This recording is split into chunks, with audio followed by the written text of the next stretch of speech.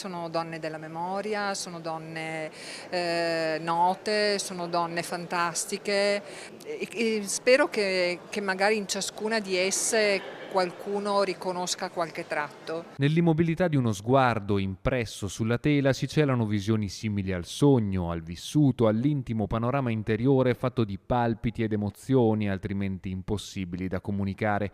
È un viaggio misterioso alla scoperta dell'emotività femminile, connubio di silenzi e voglia di gridare al mondo il proprio essere, fatto di promesse e orizzonti, quello custodito nei ritratti della bellunese Roberta Cadorin, a cui fino al 25 gennaio è dedicata una mostra personale ospitata a Palazzo Crepadona a Belluno. In qualche modo comunque lo sguardo di una donna può apparire magari delicato, però l'intenzione è comunque quella di sottolineare il fatto che la delicatezza non è fragilità, ma restituisce appunto un universo sfaccettatissimo e poliedrico di ciascuna donna. La mostra anticipa l'appuntamento con la rassegna culturale di Oltre le Vette, da 29 edizioni il riferimento per la cultura di montagna e l'alpinismo nel bellunese. Tema centrale di quest'anno, la neve. Neve con il punto di domanda. Perché con il punto di domanda? Perché anche in questo momento soprattutto la neve porta molte riflessioni.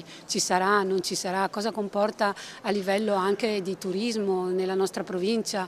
Insomma, ci sono tutta una serie di considerazioni legate anche al cambiamento climatico importanti su questo tema che verranno trattate all'interno della rassegna. Oltre 40 gli appuntamenti in programma tra convegni, spettacoli, proiezioni, mostre e incontri in un'edizione preolimpica che promette di appassionare i moltissimi visitatori che ogni anno intendono approfondire i temi culturali legati all'ambiente montano. Noi cerchiamo di guardare la montagna a 360 gradi e negli anni abbiamo ampliato l'offerta e quindi parleremo sia di ambiente, di scienza, di cinema, di incontri con alpinisti famosi e poi tantissime altre cose, per cui vi invito a controllare e a guardare il programma che è scaricabile dal sito www.oltrelevette.it.